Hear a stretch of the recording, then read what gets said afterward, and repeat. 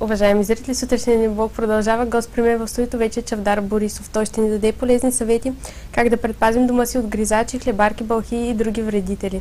Добро утро! Добро утро! Радвам се, че приехте поканата да ни гостувате. Благодаря и аз. Разкажете ни сега, кои домове са най-предразположени и изобщо как да предпазим дома си.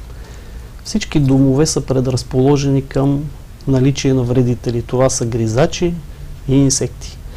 Никой не е защитен и няма никакъв начин да се защитите на 100%. Тук вече е борбата като един вид превенция и след това, когато вече ги има като наличие на този тип вредители, да се потърси специализирана помощ от фирмите.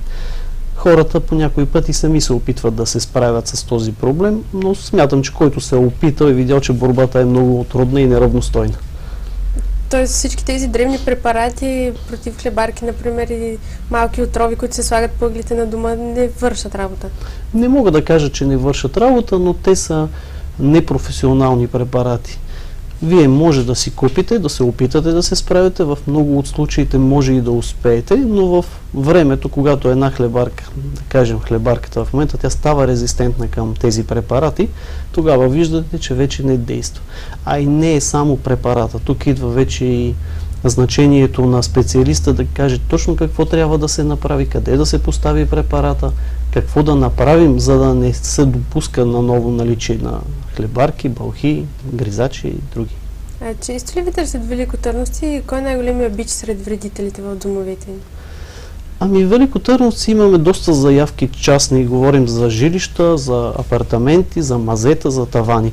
Но мога да кажа, че в повечето случаи търсят помощ от самите аптеки, от магазини, където рекламата е доста голяма на препарати, опитват се сами да се справят и вече когато не успеят, тогава се търси нашата помощ. Има оплаквания и към община, към РЗИ, които са контролния орган за тази дейност.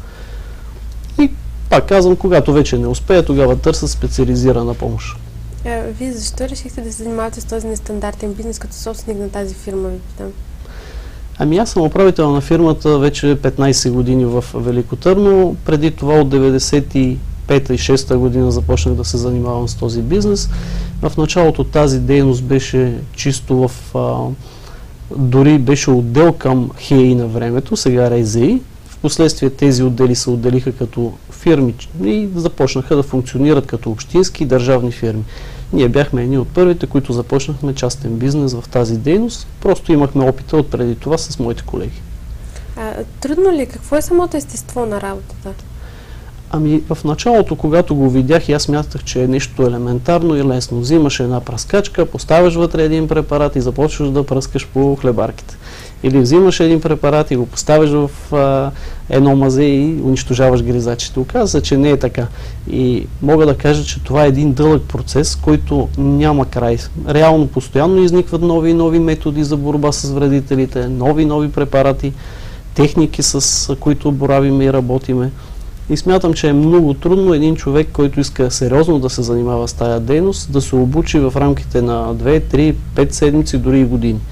И този процес не спира и не е спрял и до ден днешен с новите неща, които влизат като новости в дейността. Къде вие черпите информация? Как се информирате за всичко текущо? Ами ние си имаме асоциация по пестконтрол, което е един от факторите, с които смятам, че добре работим. Тази асоциация е член на Европейската пестконтрол асоциация. Отделно ние си ходим на обучение, изложения. Всичко ново, което излиза в пестконтрол, смятам, че може да влезне и при нас. Не, разбира се, най-скъпите препарати и най-скъпите техники, защото и нашия пазар все пак е ограничен. Нямаме големите площи, както е в други държави, нямаме финансовия ресурс, общините не могат да заделят средства, които се заделят, примерно в европейските страни. Но основното ни е тази връзка с пестконтрол асоциацията на Европа и на Америка. Има ли сезон, в който се увеличава заплахата от вредители и в сезон, в който намалява, може би, и от какво зависи тяхната поява? Ами, инсектите основно са летния период, тъй като за тях е необходима освен влага, така и достатъчно висока температура, над 15-20 градуса, за да могат да се развиват.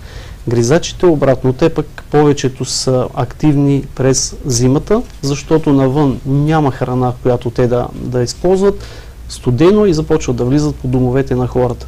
Затова мога да кажа, че това е активността лятото инсектите, зимата гризачите. Но като цяло мога да кажа, че когато в един дом е достатъчно топло, има парно, постоянно се отоплява, хлебарката не пречи да си живее.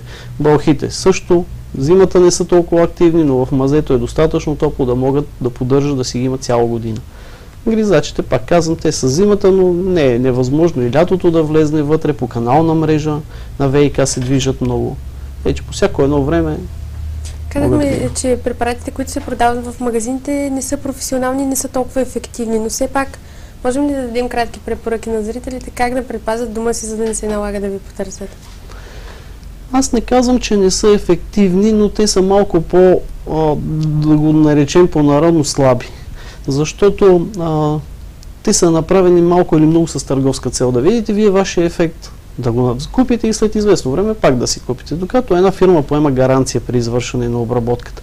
Ако трябва да дам някаква препоръка, то е да се чете малко по-добре опътването, как точно се поставя този препарат, какво му е действието, да не се увлича толкова по рекламите, как върху яйцата не действа, този препарат действа много добре, защото все още няма препарат, който да действа върху яйцата на хлебарките, но рекламата е за това.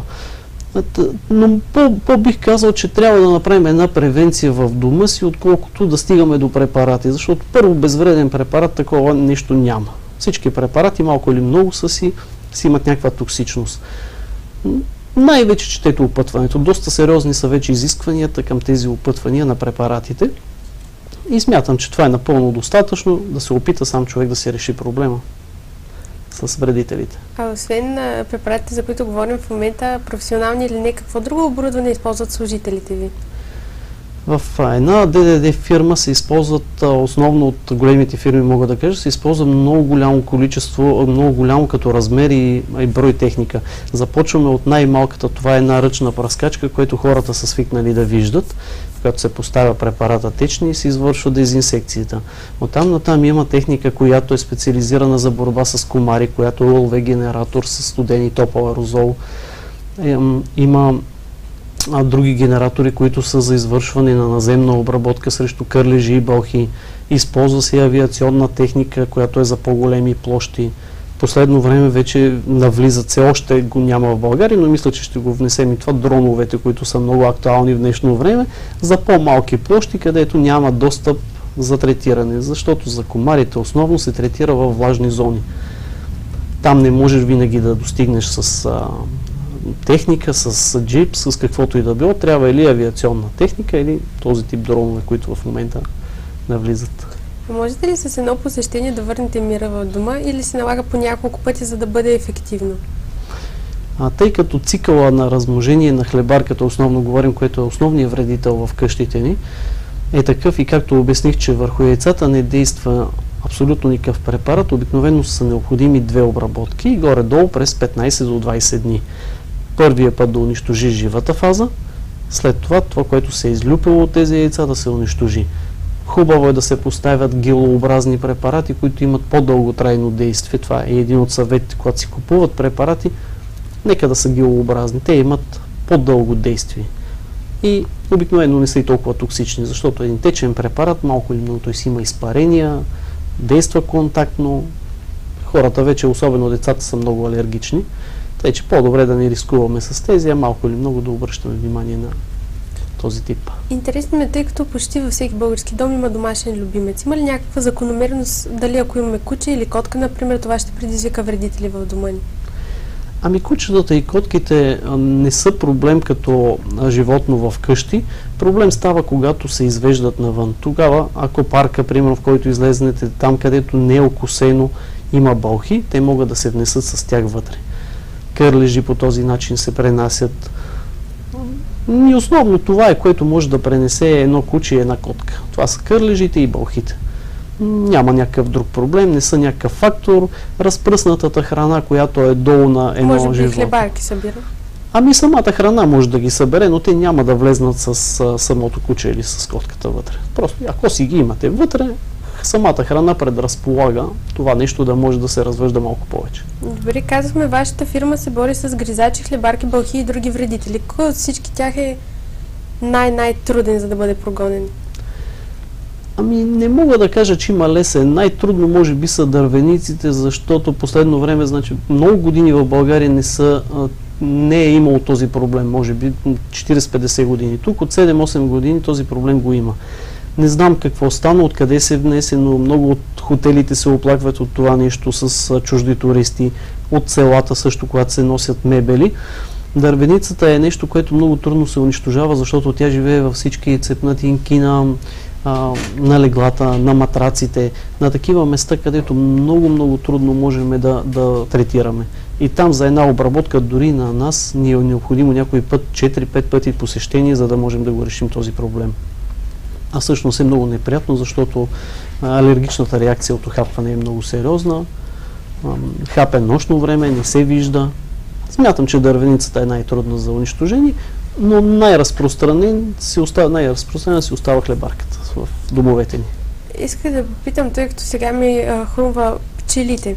Те са много важни животни за планетата, но когато се озоват, например, в жилищен апартамент, могат да предизвикат проблем. Има ли сте такъв случай до момента?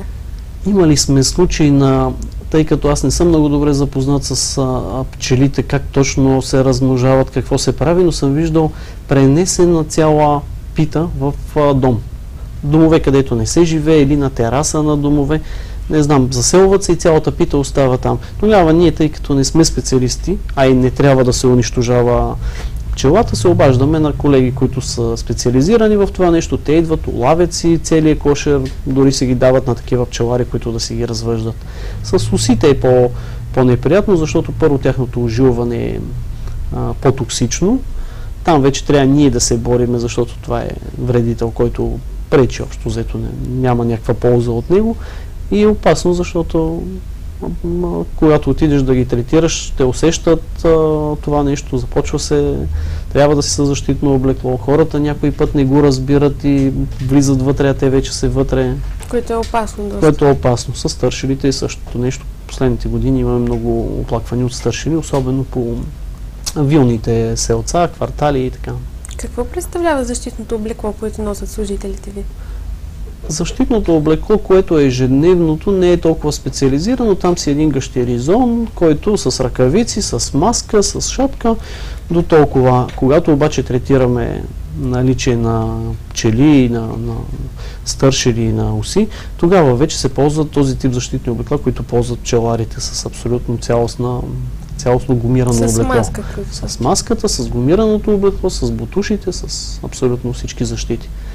Защото няма как да гарантираш, че няма да охапе някой от безконтрол оператора. А доколко е склонен българина да отдели от бюджета си за премахване на вредители, например, от дома? Ами всичко зависи от това, доколко той се е опитвал първо сам да се справи, доколко има проблем. Когато има малко дете, има наличие на бълхи, човек всичко ще направи, за да го реши този проблем. Но в повечето от случаите се решава, че това не е толкова важно. Едни хлебарки в дома, всеки ги има и решава, че може и да не заделя средства. Не са високи нито цените на препаратите, нито на песконтрол услугите, но пак казвам, когато човек има нужда, тогава вече е склонен на всичко. Когато смята, че една хлебарка не му е проблем, а то не е така, защото много заболявания носят и хлебарките, и гризачите, и бълхите, тогава вече заделя достатъчно средства. А можем ли да посъветваме зрителите кога е удачно да се обърнат към вас? Защото ви питах, какви са съветите, за да не се обръщат към вас, но в момента казвате, някои хора подценяват една хлебарка, например, или нещо дребно, ако видят насекомо в дома си. Кога е удачно да се обърнат към вас? Ами нека наистина българина все пак е опитал да се справи с всичко сам. Нека да се опита първо сам да се справи с препаратите, които са в търговската мрежа, и след това вече може спокойно да позвани на нашите телефони в РЗИ и също ще го насочат към фирми, които се занимават с тая дейност. Тъй, че моя съвет е, ако имат желание, първо да се обърнат към фирмата и тогава ще си спестят и средства, и време. Но след като са решили, че първо ще опитат със собствени сили, нека да опитат, не пречи, поне не пречи. А по ваши наблюдения, когато се отзовават на сигнал служителите ви, хората първо опитвали ли са сами във всеки случай и след това ви търсят или първо се обръщат към вас? Винаги първо са опитвали сами. Това е било винаги. Закон. Аз не си спомням случай, когато първо да са казали фирмата и това е. С изключение, разбира се, вече на търговските обекти, където там се знае, че трябва да има договор с фирма, не могат сами да се справят, това са обекти с обществено предназначение и там вече не само, че не бива, но и контролният орган не позволява всеки да се бори сам. Трябва да се специализирана фирма да се справя с проблема. А кой е най-благодарният ви клиент, може би, за всички тези години? Аз не смятам, че има неблагодарни клиенти, напротив, след като си ги спасил от нещо, което те не са успяли, всеки един е наистина достатъчно благодарен и човек оценява, чак когато вижда, че не може да се справи с нещо, тогава оценява борбата и разбиранията, че фирмата трябва да се ползва. Добре, а има ли голяма конкуренция в този бизнес в страната, в града ни?